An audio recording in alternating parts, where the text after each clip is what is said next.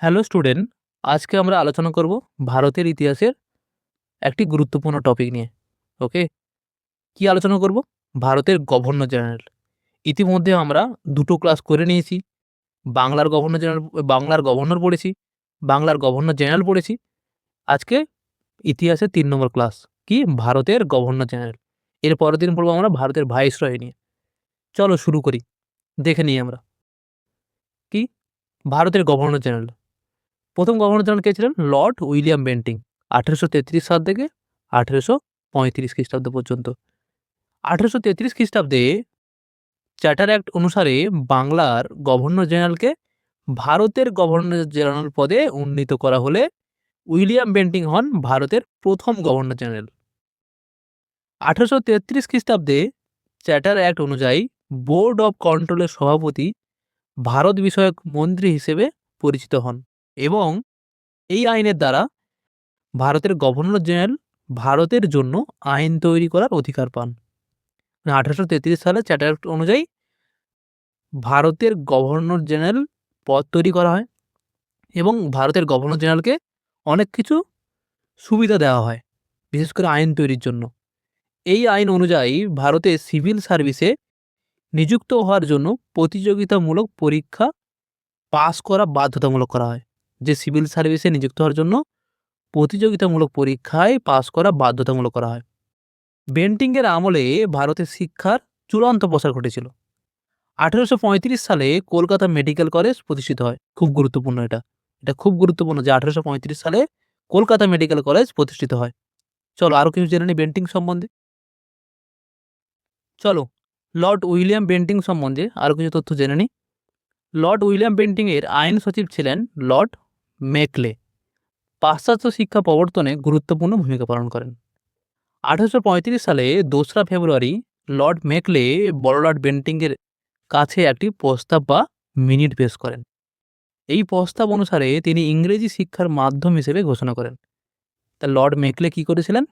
বেন্টিংয়ের কাছে ইংরেজি শিক্ষাকে গুরুত্ব আরোপ করেছিলেন। ইংরেজি শিক্ষা যাতে ভারতে বেশিভাবে ছড়িয়ে পড়ে সেটাকে গুরুত্ব দিয়েছিলেন তিনি।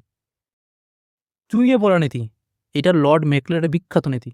লর্ড মেকলে ভারতে পাশ্চাত্য শিক্ষা প্রবর্তনে গুরুত্ব হিসেবে একটি ব্যাখ্যা দেন।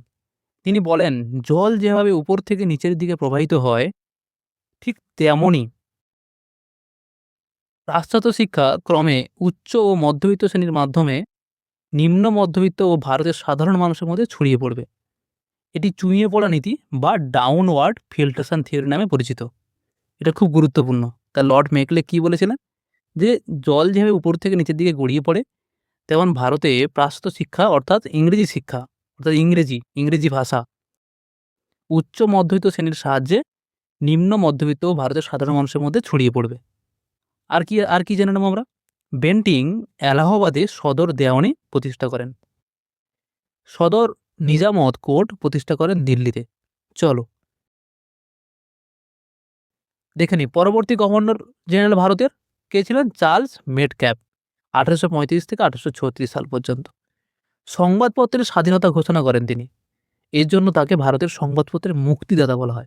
খুব গুরুত্বপূর্ণ কিন্তু এটা। অ্যাবলিস্ট রেস্ট্রিকশন অন প্রেস। ঠিক আছে? সংবাদপত্রের স্বাধীনতা ঘোষণা করার জন্য তাকে কি বলা হয়? সংবাদপত্রের মুক্তিদাতা।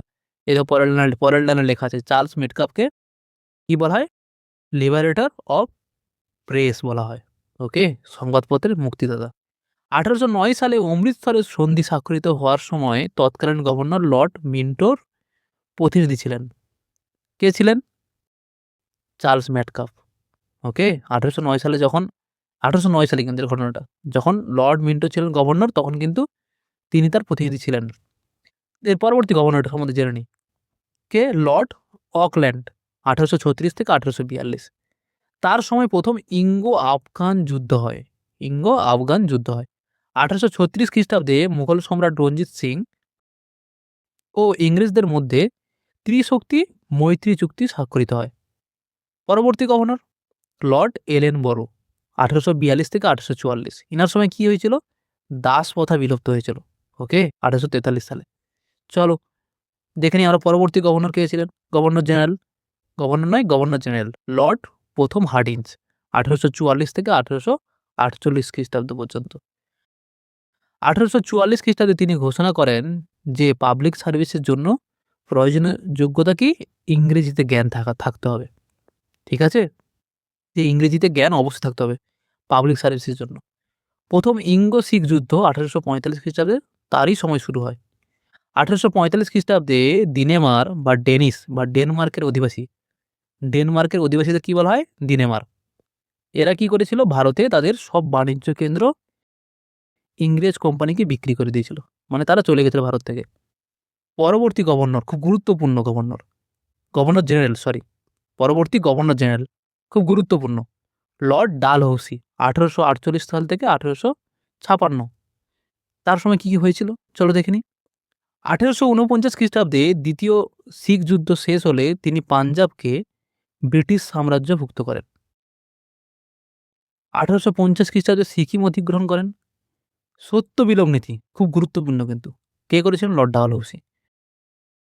সত্য বিলোপ নীতি অনুসারে সাতারা, জয়পুর, ঝাঁসি প্রভৃতি রাজ্য তিনি অধিগ্রহণ করেছিলেন। তাহলে প্রথমে কে? সাতারা, 1848 খ্রিস্টাব্দে। সাতারা প্রথম সত্য বিলোপ নীতি গ্রহণ করেছিল। খুব গুরুত্বপূর্ণ।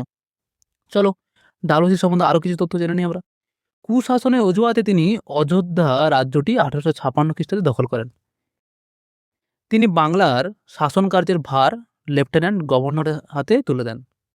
বোর্ড অব কন্ট্রোলের সভাপতি চার্লস উড তার বিখ্যাত উডের ডেসপাচ ডালহৌসির শাসনকালে 1854 সালে প্রকাশ করেছিল। ওকে, উডের ডেসপাচ কিন্তু কার সময় হয়েছিল? লর্ড ডালহৌসির সময়।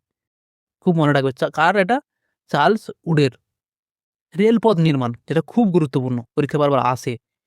লর্ড ডালহৌসির উদ্যোগে great Indian peninsula rail company 1853 খ্রিস্টাব্দে 16 এপ্রিল ভারতের মধ্যে সর্বপ্রথম বোম্বে থেকে থানে পর্যন্ত 21 মাইল রেল চলাচল শুরু হয়।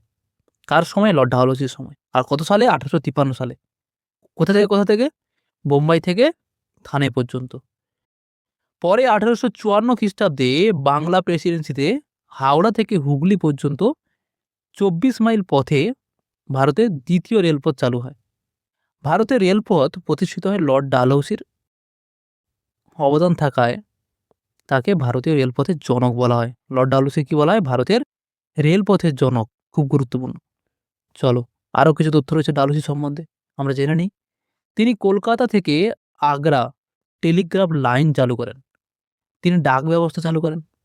খুব গুরুত্বপূর্ণ এটা। তার আমলেই 1855 সালে বাংলার রিসড়ায় ভারতের প্রথম পাটকল স্থাপিত হয়। খুব গুরুত্বপূর্ণ। কত সালে এবং কোথায়? বাংলার রিসড়ায় প্রথম পাটকল স্থাপিত হয়, যার নাম ছিল অকল্যান্ড মিল। 1854 খ্রিস্টাব্দে 2 পয়সার পোস্ট কার্ড তিনি চালু করেন। তার আমলে 1853 খ্রিস্টাব্দে চ্যাটার অ্যাক্টের দ্বারা ইংল্যান্ডের জনগণের সিভিল সার্ভিসে কর্মচারীদের নিয়োগের জন্য সর্বভারতীয় প্রতিযোগিতামূলক পরীক্ষা তিনি চালু করেন, যেটা অফিসিয়ালি তিনি পরীক্ষা চালু করেন।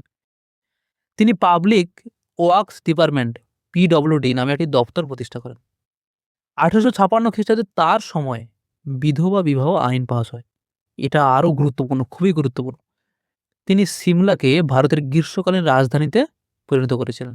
ঠিক আছে, এতক্ষণ আমরা জানলাম কার সম্বন্ধে? লর্ড ডালহৌসি সম্বন্ধে। এবারে আমরা জেনে নেব কি পরবর্তী গভর্নর জেনারেল ভারতের লর্ড ক্যানিং 1856 সাল থেকে 1857 সাল পর্যন্ত তিনি ভারতের গভর্নর জেনারেল হিসেবে তিনি ছিলেন। চলো জেনে নিই। 1857 খ্রিস্টাব্দে সিপাহি বিদ্রোহ সংগঠিত হয় লর্ড ক্যানিংয়ের সময়। 1857 খ্রিস্টাব্দে কলকাতা, বোম্বাই, মাদ্রাজে বিশ্ববিদ্যালয় স্থাপিত হয়। তার আমলে বিধবা বিবাহ আইন কার্যকর হয়।